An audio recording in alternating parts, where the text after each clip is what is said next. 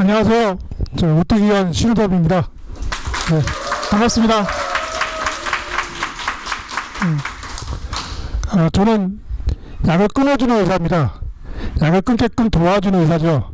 그래서 오늘은 여러분들께 말씀드리고 싶은 거는 혈압에 대한 이야기를 좀 하려고 합니다. 우리가 혈압을 오해하는 경우가 참 많습니다. 그러다 보니까 많은 사람들이 혈압약에 의존하고 있고 하는 것이 현실인데요. 지금 우리가 혈압을 어떻게 이해하고 또 그 혈압약이 또 어떤 기전을 갖고 있는지도 좀 살펴보고요. 또 그 다음에 혈압을 정상으로 좀 만들 수 있는 방법이 뭔지 한번 알아보는 시간을 갖겠습니다. 자, 그러면 여러분, 혈압이란 게 뭘까요? 혈압을 우리가 측정을 해보는데 혈압에 대한 생각들을 한번 해본다면은 혈압이라는 거는 심장과 혈관 안에 혈액이 돌기 위해서 필요한 압력이겠죠. 그런데 그런 압력이 필요한 이유는 뭐겠습니까? 뭔가 순환을 시키려면은 압력이 있어야 되겠죠. 그런데 재밌는 건 그런 거죠. 우리가 누워있을 땐 모르겠지만 서 있거나 앉아 있을 때는 심장보다 머리가 위에 있습니다.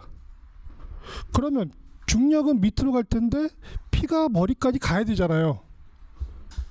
어떻게 갈까요? 바로 이 혈압이라는 걸 통해서 머리로 피를 보내주는 거죠. 그래서 여러분들이 경험한 때가 있을 겁니다. 혈압이 높아질 때. 자, 어떨 때일까요? 아, 혈압 높아졌어요. 얘기할 때 뭐예요? 신경 쓸 때죠. 열받았을 때. 그렇죠? 혈압이야. 막 이러잖아요. 또 언제가 있을까요? 운동할 때도 혈압 높아지겠죠? 자, 숨을 할딱할딱 거릴 정도로 운동하고 나서 혈압을 재본다면 얼마까지 올라갈까요, 여러분? 한번 생각해 본 적 있을까요? 200? 더 올라갈 수도 있습니다. 인간의 몸은 한 250까지도 올라간다고 알려져 있죠. 그런데 우리가 걱정하는 것처럼 그렇게 혈압이 높아졌을 때 혈관이 터질까요? 그럼 운동하면 돼야 안 돼요? 운동하면 안 되잖아요. 혈압 높아지니까. 그래서 우리 몸에서는 그렇게 혈압을 조절하는 기능이 있습니다. 올라갈 때가 있고 내려갈 때가 있죠. 그런데 실제로 혈압이 올라갔을 때 신경 쓸 때는 물론 혈압이 높아지겠죠. 머리가 일을 많이 해야 되니까. 그런데 그런 사람들이 쓰러지거나 문제가 생기는 건 뭐냐면 혈관이 좁아졌을 때죠. 그렇지 않고는 크게 문제는 없습니다. 더 큰 문제는 뭐냐면 혈압을 못 높일 때가 문제죠. 누워있다가 일어날 때 갑자기 눈앞이 노래지면서 핑 도는 사람들이 있습니다. 특히 요즘 젊은 친구들 중에서도 그런 상담을 하는 경우가 있는데 길을 가다가도 어지러워서 잠깐 쉬었다 가야 되고 쓰러질 것 같아요. 실제로 쓰러진 사람들도 있습니다. 자, 왜 그럴까요? 머리에 피가 안 가는 거죠. 왜? 혈압을 못 높이니까. 그러면 그런 사람들은 혈압을 왜 못 높였을까요? 혈압을 높일 힘이 부족했던 거겠죠. 그렇게 힘이 부족한 혈압이 못 높이는 저혈압증이 심지어 더 큰 증상들을 만듭니다. 혈압이 좀 높아질 때는 크게 증상이 없거든요. 혈압 높아졌다고 뭐 두통 생기고 막 어떻게 막 이상한 증상 생기는 분들 많이 있나요? 별로 모르죠. 재보지 않는 이상은. 그래서 우리가 혈압이 높을 때는 크게 문제가 없이 지나가지만 혈압이 떨어질 때가 훨씬 더 증상이 심하게 나타난다는 것을 알고 계셔야 되는데, 그래서 우리가 이제 마지막 순간에 병원에서 보면 나오죠. 이제 이렇게 모니터링 할 때 혈압이 뚝뚝뚝뚝 뛰다가 뭐예요? 띠 하면서 이제 혈압이 떨어지고 맥박이 떨어지고 이럴 때가 어떤 겁니까? 응급 상황이죠. 그래서 혈압에 대한 우리가 생각을 조금 더 고민을 좀 해야 됩니다. 무조건 혈압이 높다고 해가지고 나쁘다, 이렇게 보기엔 좀 어렵지 않나 저는 생각하고요. 실제로 제가 그런 생각을 저 혼자만 한 게 아니라 이 앞에 보이는 책에 보면 고혈압은 병이 아니래잖아요. 그래서 오늘 제가 드리려고 하는 이 강의의 제목이 혈압 이야기입니다.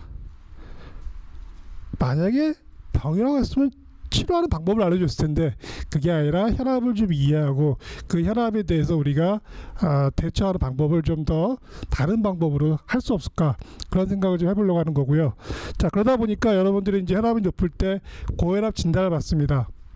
근데 고혈압의 종류가 크게는 딱 두 가지밖에 없습니다. 첫 번째가 뭐예요? 1차성 고혈압이라고 하는 본태성 고혈압인데, 이 본태성이란 말은 어떤 의미냐? 당신은 태어날 때부터 고혈압 환자라는 의미입니다. 이게 말이 될까요? 물론 원인을 모르는 병이다 보니까 본태성이란 말을 갖다 붙였긴 했지만 고혈압의 원인을 아직도 모르고 있다는 얘기죠. 그건 무슨 얘기일까요? 병일까요?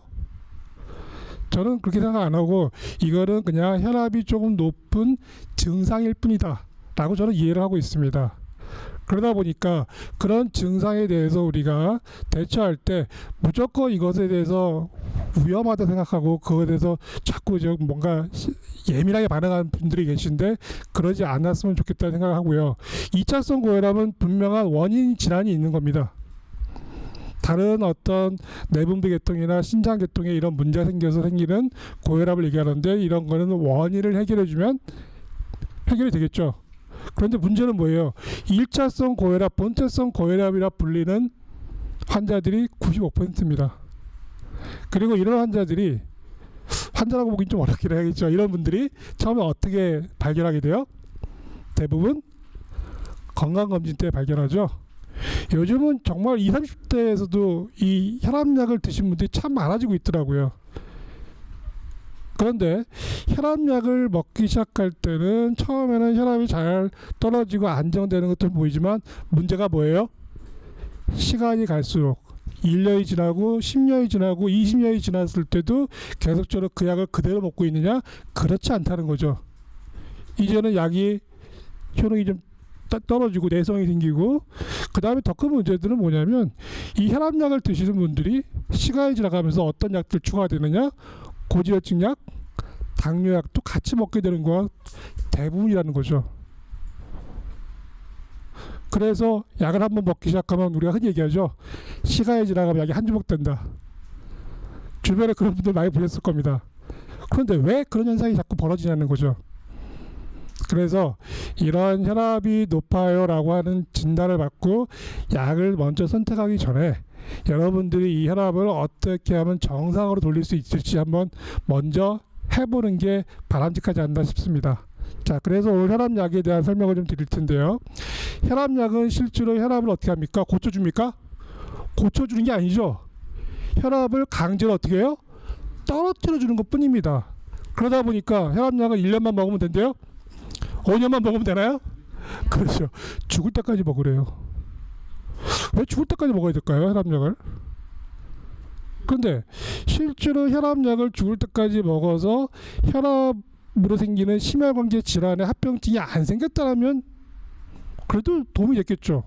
그런데 이상한 게, 약을 드시는 분들 중에서 심혈관계 질환으로 합병증이 오는 분들이 많다는 거죠. 그 비근한 예가 뭡니까?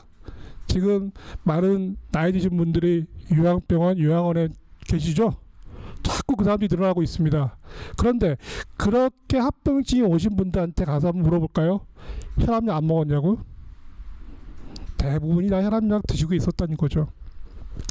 그래서 약으로는 해결하기가 어렵다는 것이 제 생각이고요. 그러면 약을 없이 할 때 어떻게 해야 될지를 좀 우리가 생각을 해봐야 되는데, 자, 일단 혈압 강화제의 종류는 크게 4가지 정도로 봅니다. 첫 번째는 이제 이뇨제죠. 자, 이뇨제는 말 그대로 뭡니까? 소변을 더 잘 나오게 만드는 거죠. 그래서 원래는 이 부종이 있거나 좀 소변이 잘 안 나오는 사람들 상대로 이 이뇨제 처방을 했었는데, 이뇨제를 먹다 보니까 어떤 현상이 생기느냐, 소변이 많이 나가면서 혈압이 떨어지는 것을 발견하게 된 거죠. 그래서 이뇨제 처방을 예전에는 혈압약 처방으로 많이 썼습니다. 물론 지금도 병행해서 쓰기도 하지만요. 그렇지만 이 혈압약을, 그러니까 이뇨제를 쓰면서 생기는 문제가 뭐냐, 수분이 적어지게 됩니다, 몸속에. 그래서 탈수 현상이 생기는 게 가장 큰 문제죠. 그래서 혈당이 좀 올라가기 시작하고 혈액량이 좀 부족해지면서 팔다리 쪽으로 가는 혈액 순환이 좀 문제가 생기기 시작합니다. 그래서 다리 경련이라든지 쥐가 나거나, 그 다음에 더 나가서 뭐 요산 같은 수치가 발목 같은 데 자꾸 쌓이면서 통풍 증상도 만들어냅니다. 이런 것들이 이 이뇨제의 어떻게 보면 약간의 좀 부작용들이 있고 있고요. 그 다음에 두 번째로 이제 칼슘 채널 블로커라고 하는 칼슘 채널 차단제인데, 이 약이 세계적으로 굉장히 많이 팔린 약입니다. 뭐 잘 아시겠지만 대학국적 대기업에서 만든 그 노모모 하는 그런 약들이 이런 약들인데요. 이거는 무슨 얘기냐면 우리 몸의 세포는 칼슘을 들여오는 통로가 있습니다. 근데 그 통로를 막거나 변형을 시켜서 정상적인 수축을 막아버리는 겁니다. 다시 말하면 심장과 혈관의 수축력을 약화시켜서 혈관을 확장시켜 주겠다는 개념의 약이죠. 그래서 엄청 많이 팔렸습니다. 그런데 칼슘을 쓰는 것은 혈관과 심장세포뿐이 아니죠.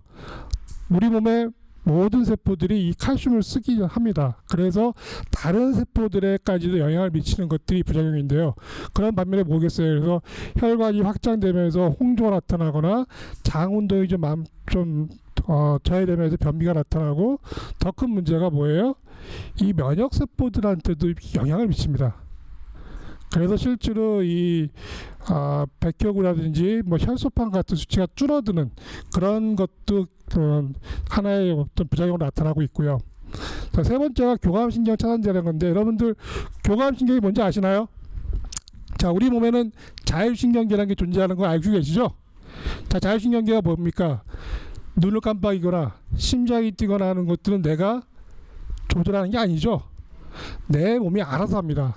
바로 그 내 몸이 알아서 할 때 우리가 심장 박동을 빨리 해주는 교감신경이라는 게 있어요. 그거는 뭐예요? 내가 아까 얘기했죠. 신경 쓰거나 혈압이 높아지거나 맥박이 빨라지게 만드는 거는 교감신경이 하는 역할입니다. 그 반대로 잠을 자거나 장 운동을 만들거나 하는 것들은 부교감신경이라는 게 있습니다. 그 교감과 부교감은 우리 생활하는 환경에 따라서 왔다 갔다 하면서 우리 몸의 균형을 맞춰주는데, 이 교감신경 차단제라고 하는 거는 바로 그 교감신경을 부추겨서 맥박이 빨라지거나 혈압이 높아지는 이런 과정에 있는 수용체를 막아버리는 거죠. 자, 그래서 이제 생기는 부작용들이 무엇이냐면, 아까도 얘기했지만 혈압을 갑자기 높여야 될 때 높이지 못하는 일이 발생하죠. 앉았다 일어나거나 누웠다 일어날 때 눈앞이 노래지면서 핑 돌 수 있는 기립성 저혈압, 이런 것들이 생길 수 있고요. 또한 맥박이 빨라져야 될 때 빨라지지 못하는 그런 서백들이 올 수 있고요. 더 문제는 이 당뇨도 올 가능성이 높아집니다. 그래서 아까 제가 설명드렸듯이 혈압약을 먹던 분들이 시간이 지나가면서 고지혈증 약도 먹게 되고 당뇨약도 먹게 되는 이유들이 혹시 이런 데 있지 않을까? 저는 그렇게 생각합니다. 물론 이제 실제로 이 약이 당뇨병을 완전히 만든다라는 뭐 그런 발표는 없지만 그럴 가능성이 있다는 얘기고요.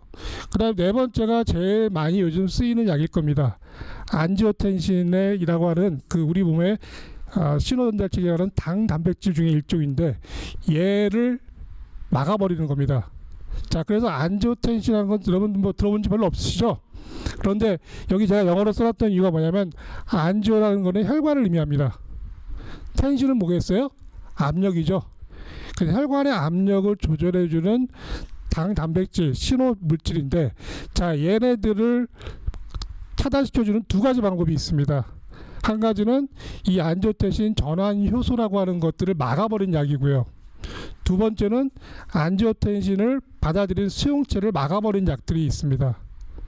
그래서 이 약들이 가장 요즘 많이 쓰이는데, 방금 얘기했듯이 안지오텐신 전환 효소를 차단하는 것의 부작용은 제일 빈번하게 나타나는 게 마른 기침이에요. 그래서 저희 병원에 오셨던 환자분 중에서도 이 약을 오래 먹었던 분 중에 감기도 아닌데 기침이 계속 나와요, 불편해요, 이런 얘기하는 분들이 꽤 있습니다. 그러면 그때 약을 바꿔서 처방해 드셔보시오 그러면 싹 없어집니다. 그 다음에 두 번째는 뭐겠어요? 이 안지오텐신이라고 하는 그 수용체를 저해하는 약들은요, 이 똑같은 혈압약의 가장 기본적인 그 부작용이 있지만 약간의 어지러움증 같은 게 생길 수 있습니다. 그런데요, 요즘 여러분들 코로나로 굉장히 고생하고 계시죠? 그런데 이 안지오텐신이라고 하는 그 호르몬, 그러니까 당 단백질 자체를 기능을 못하게 만드는 약들이, 혈압약을 먹는 분들이 이 코로나로 인해서 많이 사망하는 경우가 있었습니다. 자, 무슨 얘기냐면요, 최근에 나왔던 기사인데 혹시 보신 분들이 있을지 모르겠지만, 이 코로나로 인해서 사망하신 분들이 대부분 노령층이죠. 7, 80대 분들입니다. 근데 그분 중에서도 꼭 보면 기저질환이 있느냐 없느냐 얘기하잖아요. 그런데 기저질환 중에서 고혈압 환자들이 유난히 많이 돌아가시더라는 거죠. 근데 생각해보세요. 고혈압인데 왜 바이러스에 취약할까요? 그런데 거기에 대한 연구했던 것이 하나가 뭐냐면 바로 이 코로나라고 하는 바이러스가 세포벽을 통과해서 올 때 세포막에 있는 수용체를 뭔가 이용할 거 아닙니까? 바로 근데 그 세포막에 있는 수용체 중에 어떤 걸 이용하냐 봤더니 바로 이 엔지오텐신이라고 하는 당 단백질이 들어가는 그 수용체를 타고 들어가더라는 거죠.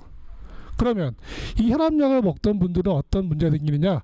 바로 이 수용체가 많아지는 겁니다. 그래서 바이러스가 어느 정도 조금만 들어와도 혈압약을 꾸준히 먹어왔던 분들은 더 취약할 수 있지 않겠느냐 라는 얘기가 나오면서 WHO에서도 이런 얘기를 문제 삼았습니다. 그러면서 또 한 가지 문제 삼았던 게 우리가 해열 진통제를 먹었던 약 중에 이부브루펜이라는 약이 있죠. 그 우리가 흔히 얘기하는 브루펜 시럽. 그런 그 해열 진통제도 결국은 이 엔지오텐신에 대한 수용체를 통해서 그 많이 만들어낼 수 있기 때문에 사용하는데 조심해야 된다라고 권고사항이 나온 거 혹시 보신 적 있는지 모르겠지만 그러고 나서 똑같이 혈압약과 브루펜이라고 하는 이부브루펜이라는 해열 진통제가 똑같은 기전으로 바이러스를 취약하게 만들 수 있다는 연구가 나왔는데 문제는 뭐겠어요?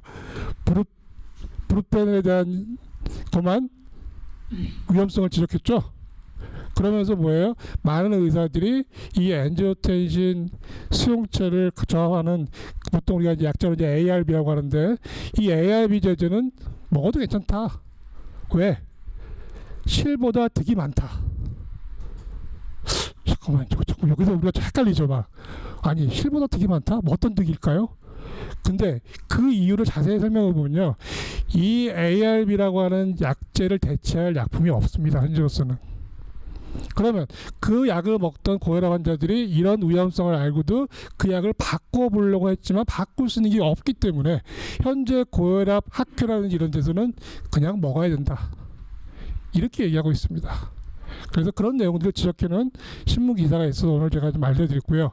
그래서 항상 어떤 약이든 간에 약의 기전들을 이해한다면 그 약이 갖고 있는 사이드 이펙트, 다시 말하면 부작용이죠. 이해할 수 있죠.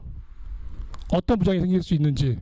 그런데 우리가 약을 먹을 때는 그 약의 기전을 알고 먹습니까? 그런 사람 있어요? 혈압 높아요. 약 드세요. 그 다음에 약을 먹으면서 이제 문제가 생기면 얘기하죠. 나는 좀 기침이 나와요. 나는 좀 어지러움이 생겨요. 손발 저림이 생겼어요.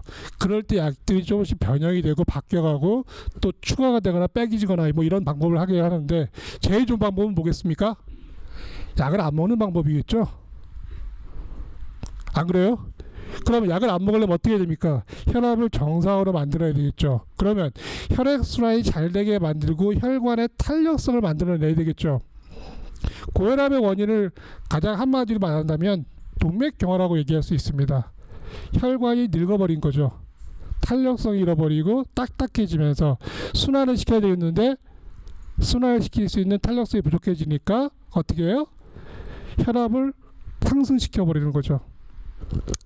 그래서 제가 이거를 이제 보면서 그럼 혈관의 어떤 상태를 개선시킬 수 있는 방법이 뭐가 없겠는가 라는 생각을 좀 많이 하게 됐는데요. 그러면서 요즘 공부하고 있는 것 중에 하나가 당생물학입니다. 자, 왜? 우리 몸의 세포에는 당사슬이라는 게 존재하죠. 다들 알고 계시죠? 네, 우리는 알고 있을 거라고 생각합니다. 그 당사슬이 세포 내벽에서도 굉장히 많이 존재한다는 거죠. 그런데 이 당사슬이 풍부하게 있는 사람들 같은 경우는 세포 내벽이 손상될까요? 별로 안 될 겁니다. 그 다음에 지금 제일 중요한 게 뭐예요? 혈관이 좁아지는. 근데 혈관이 좁아지게 만드는 이유가 혈관에 혈전이 쌓이는 건데 이런 당사슬이 충분한 사람들 혈전이 쌓일까요? 별로 안 쌓이겠죠. 그래서 이 당사슬이라고 하는 것들이 풍부하게끔 만들어주는 게 중요한데 결국 이 당 성분이라고 하는 건 어디서 옵니까? 우리가 먹는 음식에서 오죠. 그러면 혈관이 좁아지고 탄력성 잃어버린다는 얘기는 뭐냐면, 다시 말하면 영양 균형이 깨졌다는 얘기겠죠. 뭔가 부족하다는 얘기입니다. 그래서 이 당이라고 하는 것들을 우리가 충분하게 좋은 영양을 섭취해야 되는데, 이 공부하면서 제가 이제 놀라운 것들, 뭐 다시 한번 또 깨달은 거지만, 학교 다닐 때 배웠던 그런 옛날에 본과 1학년 때 배웠던 기초과학으로 돌아가는 건데, 이 우리 세포가 쓰고 있는 이런 그 에너지원이 포도당인 거 아시죠? 자, 근데 이 포도당의 원천이 어딥니까? 포도당의 원천. 우리는 포도당을 스스로 만들기도 하지만 집어넣고 나서 저장한 걸 쓰는 거죠. 집어넣지 않는 이상은 우리가 스스로 만들 수는 없습니다. 그러면 어디에 있는 포도당을 갖다 쓰는 걸까요? 식물이죠. 자, 식물은요, 공기 중에 있는 이산화탄소 CO2와 물을 가지고 어떻게 만들어요? 태양의 에너지를 받아서 포도당을 만듭니다. 그 포도당의 형태가 녹말의 형태도 되고, 우리가 얘네 셀룰로스, 섬유질 형태도 되죠. 그래서 우리가 그 식물을 섭취함으로 인해서 우리 몸속에 들어온 포도당은 그 큰 분자의 구조가 아니라 그 녹말을 잘게 쪼개서 흡수할 수 형태로 만들고, 그것이 들어가서 우리 몸의 세포에 포도당 형태로 세포 속으로 들어갔을 때 세포는 그걸 이용해서 에너지를 만듭니다. 그때 필요한 게 뭐예요? 산소와 물이죠. 그러고 나서 거기서 세포에서는 에너지 영양 물질인 ATP라는 걸 만들어서 씁니다. 그리고 나서 뭐가 나와요? CO2가 다시 나오죠. 호흡을 통해서. 다시 말하면 식물이 만들어 놓은 에너지를 우리가 그걸 이용해서 살아갈 수 있다는 얘기죠. 그런데 요즘 가끔 식단 얘기할 때 이런 사람도 있어요. 탄수화물 줄이고 지방을 늘려라, 뭐 이런 얘기합니다. 물론 다이어트 효과라든지 이런 건 있을 수 있지만, 실제로 우리 몸의 세포 구조라든지 영양학적 측면에서 본다면 상당히 그건 위험한 식단으로 봅니다. 그래서 저희 병원에 오시는 환자분 중에 요즘 젊은 사람들 중에서 그런 식단을 유지하다가 몸이 더 안 좋아져서 오신 분들이 꽤 있습니다. 그래서 우리는 식물식을 통해서 이 영양 섭취하는 게 가장 좋은데, 고혈압이 있는 분들 중에서도요, 식물식을 3개월 정도 이상을 꾸준히 했더니 혈압이 정상이 됐다고 얘기하는 사람들이 참 많습니다. 그런 원인이 어디 있다고요? 이런 당사슬에 바로 이유가 있다고 생각합니다. 그래서 여러분들이 혈압이 좀 이렇게 들쑥날쑥하고 높아질 것 같으면 어떻게 하면 좋다고요? 동물성보다는 좀 식물식을 위주로 하는 게 저는 바람직하다고 봅니다.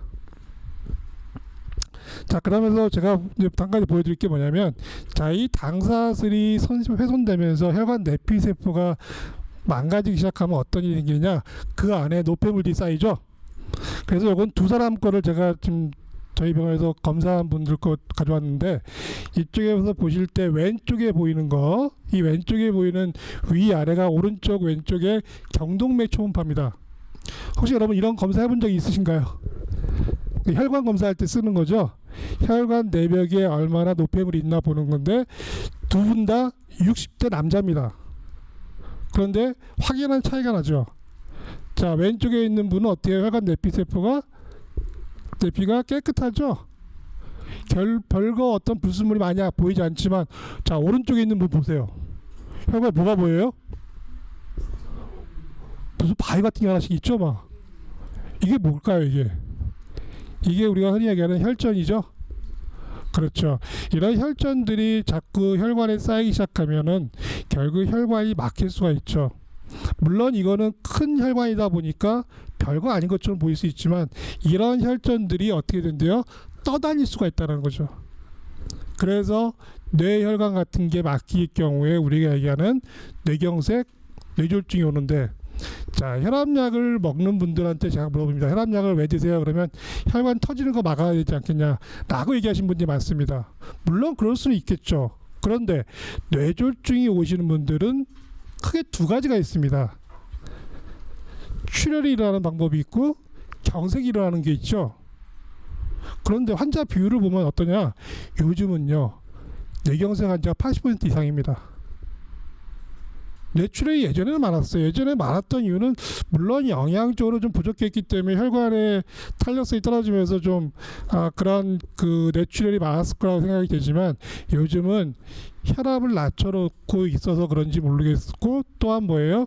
그 기름이 혈전이 잘 생기다 보니까 뇌경색증 환자들이 많아진 것 같습니다.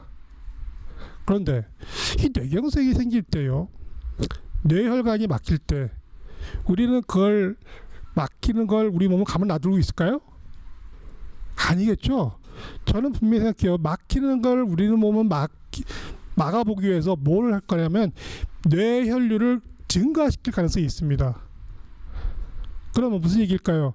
뇌경색이 오기 전에는 혈압을 높이려고 노력을 했지만 혈압약을 계속 먹는 분들이 혈압을 못 높일 때 뇌혈류를 증가시키지 못하는 사태가 벌어질 수 있다는 얘기죠. 그래서 결론적으로 뇌경색이 많아지는 것은 혈압약 먹는 사람이 많아지기 때문이 아닐까라고 추론도 해봅니다. 또한 그 뇌경색이 오기 전에는 또 큰 혈관이 막혀서 뇌 일부가 손상되게 되면은 이제 흔히 알겠듯이 우리가 뭐 팔다리 마비 증상이라든지 안면 근육이 마비된다는 이런 것들이 오겠지만 뇌에 있는 그런 작은 혈관들이 점차적으로 막혀간다면 어떤 일이 발생할까요?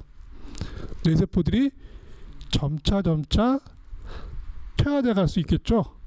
바로 그게 무슨 병일까요? 치매라고 보통 얘기하죠. 그래서 이 혈압약에 복용하는 숫자가 많아질수록 치매가 증가하지 않느냐라고 얘기하는 학자들도 있습니다. 생각해보면 그럴 수 있죠. 그래서 우리가 이런 그 혈압을 이해할 때 혈압약을 통해서 무조건 혈압을 떨어뜨려 놓은 것이 우리한테 유리한 거냐, 아니면 약 없이도 우리가 이렇게 혈관이 탄력성이 생기고 혈액이 깨끗해진 상태에서 혈전을 막아내는 것이 더 좋은 것이냐라는 건 여러분들이 선택해야 됩니다. 아셨죠? 네. 자, 그래서 이런 거 보면서 자, 제가 이제 오늘 그 식단에 대한 얘기를 할 때 항상 저는 딱 두 가지를 가장 핵심 키워드로 봅니다. 현미밥과 소금. 간단하죠? 이건 야 외울 수 있을 거 아니에요. 근데 현미밥을 먹으라고 하는 이유는 다들 아실 겁니다. 현미는 완벽한 식사입니다. 물론 현미를 넘어서 더 큰 범위로 본다면 통곡물이라고 할 수 있죠. 그래서 전 세계 사람들이 어떤 걸 먹어요? 곡식을 위주로 식사를 하죠. 서양이나 동양이나 마찬가지입니다. 그런데 우리가 통곡물 식사를 안 하고 어떻게 돼요? 그걸 도정해서 먹기 시작하죠. 자, 여기에는 이제 문제가 뭐냐, 여러 가지 영양이 결핍된 상태의 주식을 먹게 되는 경우가 높습니다. 그래서 현미밥을 주식으로 드시는 게 제일 좋습니다. 그런데 현미밥을 드실 때 어떻습니까? 현미밥을 싫어하는 사람들 뭐라 그럽니까? 맛이 없어요? 거칠어요? 씻기 힘들어요. 자, 그러면 그런 사람들은 뭘 먹고 있다는 얘기인가요? 굉장히 부드럽고 달콤한 거 먹고 있다는 얘기죠. 씹지도 않고 먹고 있다는 얘기죠. 그런데 지금 제가 방금 얘기했듯이 식물에 들어있는 포도당을 우리 몸으로 만들기 위해서는 그 큰 분자의 녹말을 분해를 하는데 그걸 분해시켜주는 것은 우리 침에 있습니다. 그래서 여러분들이 그런 식물성 당 성분들을 풍부하게 섭취하려면 일단 씹어야 돼요. 자, 그러면 현미밥을 먹을 때 어느 정도 씹는 게 좋을까요? 한 숟가락 집어넣고 100번 될 때까지 씹어보세요. 그러려면 수저 내려놓으세요. 들고 있지 마세요. 내려놓고 씹자고요. 그러면서 세보세요. 하나, 둘, 셋, 넷, 다섯. 그런데 대부분 사람들이 몇 번이나 씹어요? 한 20번 씹으면 많이 씹을 겁니다. 그래서 제가 저희 병원 오신 환자분들은 항상 초진 상담 때 몇 번 씹느냐, 한 끼 먹는데 얼마 걸리냐 이런 거 항상 물어봅니다. 별거 아닌 것 같죠? 그런데요, 이것만 바꿔도요 굉장한 변화가 옵니다. 어떤 변화들이 오느냐, 처음에는 턱이 아파서 못 씹어요 막 이런 분들 꽤 많습니다. 특히 암이라든지 이런 중증이 좀 생긴 분들은요, 여기가 탱탱 부어서 와요. 한번 씻고 나서. 자, 그렇다는 얘기 뭐예요? 그만큼 안 씻고 꿀떡꿀떡 생겼다는 얘기죠. 그럼 그런 분들은 당 성분들을, 이 식물성 당향소를 흡수할 수 있었을까요? 안 된다는 얘기죠. 그러니까 부드럽게 만들어 놓은 것만 자꾸 먹게 되는 겁니다. 그래서 현미밥을 100번씩 씻는 연습 한번 해보세요. 그러면 현미가 훨씬 더 백미보다 맛있는 걸 느끼게 됩니다. 그거는 저의 생각뿐만 아니라 저를 거쳐간 환자분들이 항상 하시는 말씀이에요. 처음에는 먹기 힘들었지만 하다 보니까 어떻대요? 훨씬 더 맛있어요. 이제는 백미가 싱거워서 못 먹겠어요. 이렇게 말씀하십니다. 그런데 우리가 지금 일상생활, 사회생활 하면서 현미밥 먹기가 참 힘들죠. 현미밥 해주는 데 별로 없잖아요. 사 먹기도 힘들고. 그래서 여러분 몸이 조금 안 좋다라고 생각할 때는 이 현미밥 도시락을 싸가지고 다니세요. 정이 도시락을 다 싸기 힘들면 반만이라도 싸가지고 나가세요. 식당에서 밥 먹을 때도 나는 현미밥을 끓여놓고 먹는 연습 한번 해보세요. 그거 하나만 잘 지켜도 여러분들 몸이 달라지기 시작하는 걸 느낄 겁니다. 일단은 소화가 잘 되면 때 위장이 편해지고 속이 편해지고 또한 뭐가 달라져요? 대변이 달라지기 시작하죠. 여러분이 어떤 음식 먹었어요? 어떤 음식이 뭐 저한테 물어본 분들은 많습니다. 뭐 이거는 먹어도 돼요, 저거는 먹지 말아야 돼요, 이렇게 물어본 분들이 참 많은데 저는 그거를 한번 해보라고 이해합니다. 해봤을 때 뭐가 달라져요? 대변이 달라집니다. 그건 무슨 얘기예요? 내가 제일 좋은 음식 먹고 잘 먹었으면 잘 소화가 돼서 대변이 잘 나올 텐데 이런 만성적인 질환들이 생기는 분들은 어떻습니까? 대부분 다 변을 잘 못 보죠. 변 형태가 좀 풀어지거나 또 뭐예요? 변을 매일 못 보는 일들이 참 많아지고 있습니다. 그래서 그런 부분부터 고쳐나갈 때 현미밥을 잘 만들어서 드시는 게 좋은데 거기에 뭐를 좀 더 넣으면 좋냐? 소금이에요. 자, 그래도 여러분들 그 혈압이 높아진 분들은 소금을 절대 못 먹게 하죠? 근데 요즘 싱거운 음식 먹으면 맛있나요? 맛없잖아요. 그리고 먹고 나서 어땠습니까? 속에서부터 약간 좀 니글니글하고 좀 미식거리고 토할 것 같은 느낌도 들고 그러죠? 그래서 실제로 소금의 역할이 상당히 중요한데 그 중요한 역할 중에 맛뿐만 아니라 뭐예요? 소화에 가장 큰 영향을 미칩니다. 그래서 소금의 섭취를 충분히 해주는 게 좋은데, 자, 음식을 먹을 때 간이 세다 적다라고 하는, 다시 말하면 싱겁다 짜다고 하는 건 어떻습니까? 여러분 기준이 있나요? 어떤 게 짜고 어떤 게 싱거운 기준이 있어요? 기준이 없죠. 그건 무슨 얘기입니까? 내가 그동안 먹어왔던 내 입맛인 거죠. 그래서 저희 병원에 오신 분들은 제가 처음에 오시자마자 항상 뭐부터 권장하냐면 바로 소금부터 먹는 연습을 시킵니다. 요즘 현대인들은 소금에 대해서 굉장히 무서워하죠. 조금만 짜면 못 먹죠. 그리고 외부 식당 가서 먹을 때도 조금 짜다 그러면 어떻습니까? 화부터 냅니다. 이렇게 짜요 라고 얘기하죠. 그런데요, 제가 해외를 가서 유럽 쪽에 한번 가본 적이 있었는데 저도 짜게 먹는다 생각했는데 유럽 사람들 엄청 짜게 먹더라고요. 와, 제가 먹어도 짜다고 할 정도로. 그런데 여기서 쓰는 중요한 포인트는 뭐냐면요, 여러분들 소금을 자연염을 쓰십시오. 우리나라는 바다에서 바닷물을 말려서, 아니 바닷물을 끓여서 이렇게 해서 소금을 만들어냅니다. 그런 자연 소금들은 여러분들 충분히 섭취하기 좋습니다. 그래야 혈액 속에 소금 농도가 맞아지면서 심장과 혈관이 움직이는 탄력성들도 좋아집니다. 실제로 싱겁게 먹고 소금기가 없으면요, 이 심장과 혈관들이 움직이는데 불편해집니다. 그래서 고혈압이 있고 혈압약을 드셨던 분들한테 제가 소금을 권해드릴 때 항상 이렇게 말씀드립니다. 한번 드셔보시면서 혈압을 측정해 보세요. 어떻게 변하는지 한번 해보면 되는 거 아닙니까? 우리가 지금까지 알고 있는 상식들 꽉 박힌 생각으로 소금은 먹으면 안 돼, 이렇게 생각했던 분들이 소금 먹으면서 혈압이 변하는 걸 확인하게 됩니다. 한번 해보세요. 혈압이 정말로 높아지는지 아니면 정상이 되고 있는지 그런 거는 우리가 해보면 될 거고요. 그래서 우리는 소금이 있는 충분한 간을 해서 먹는 것이 훨씬 맛있고 그리고 소화가 잘 되기 때문에 에너지를 만드는데 굉장히 중요한 포인트가 됩니다. 그 다음에 아까도 약간 얘기했지만 뭐 더 동물성보다 식물성이 좋다는 거는 제가 누누이 말씀드린 거고요. 그래서 오늘은 다른 얘기보다는 딱 두 가지 뭐예요? 현미와 소금. 기억되시죠? 머릿속에 딱 들어갔죠? 네, 그것만 좀 기억하고 우리가 이거를 계속적으로 식사에 응용할 수 있도록 하시기 좋습니다. 그래서 그런 식사법을 제가 알려드리는 과정에서 제가 쓴 책이죠. 여기 앞에도 나와 있지만 뭐라고 했었습니까? 건강하려면 병원과 약을 버려라라고 써 있죠. 근데 왜 그런 말을 썼느냐면요, 여러분들이 건강에 대한 고민이 없으면은 그냥 젊을 때는 다 건강하다 생각하죠. 별로 문제 없으니까. 근데 조금씩 문제가 생기기 시작하면 병원부터 가는 경우가 참 많습니다. 그리고 병원에서 하라는 대로 그런 약을 먹고 이렇게 하면은 큰 문제가 없을 거라 생각하지만 실제로 그런가요? 현실 보면 그렇지 않죠. 그래서 제가 강조하는 건 뭐냐면 여러분 스스로 건강해지기 위해서 노력해야 된다는 거죠. 내 몸에 증상이 생기고 불편한 일이 생기고 병이 생겼다면 그건 누가 만든 병일까요? 내가 만든 병이잖아요. 근데 누가 고쳐줄 수 있나요? 다른 사람이 고쳐줄 수 있나요?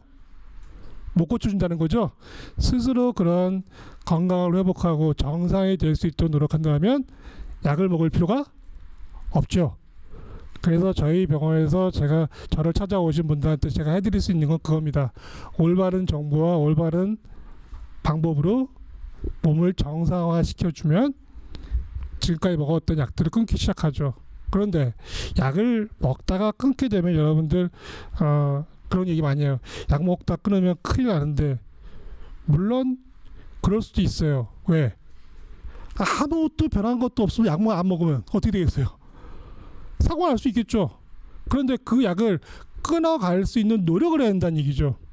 나는 내가 좋아하는 거 먹두고 나는 내가 그동안 했던 거 그대로 하면서 약만 안 먹는다고요? 그럼 사고가 날 수 있겠죠.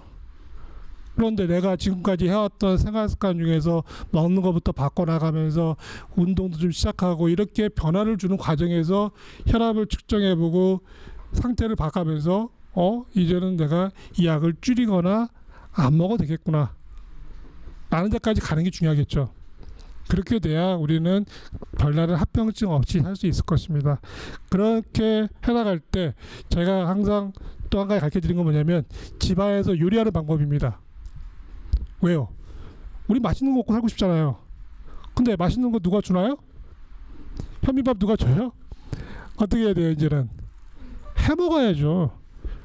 그래서 제가 처음에도 이제 뭐 이런저런 먹어라 이거 말아라 뭐 이런 얘기 하면서도 제가 진료실 옆에 식당을 만들어 놓고 밥을 먹이게끔 하는 이유도 거기에 있습니다.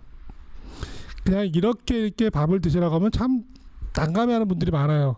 도대체 이걸 어떻게 해야 돼요? 이거 어떻게 해야 돼요? 그래서 일단 한번 드셔보세요. 제가 만들어 놓은 거 한번 드셔보세요.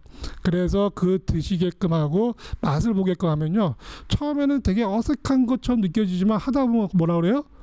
맛있어요. 그래서 저희 병원에 오신 분들 중에 많은 분들이 밥 먹으러 왔어요. 이런 얘기합니다. 그래서 저도 그런 것들을 좀 더 널리 퍼뜨리고 싶어서 제가 만든 요리책이죠. 지금은 뭐 시중에서 팔지는 못하지만 저희 병원 오신 환자분들한테 제가 이 요리책에 나와 있는 대로 요리해보라고 합니다. 특히나 환자 중에 여성만 있는 게 아니잖아요. 남성분들도 만성질환 많이 갖고 있잖아요. 그런데 그 남성분들은 요리할 생각을 안 해요. 그냥 해달라고 합니다. 집에 가서 뭐라 그래요? 책 딱 던져주면서 나 이렇게 만들어줘. 또 어떻게 만들어줄까요?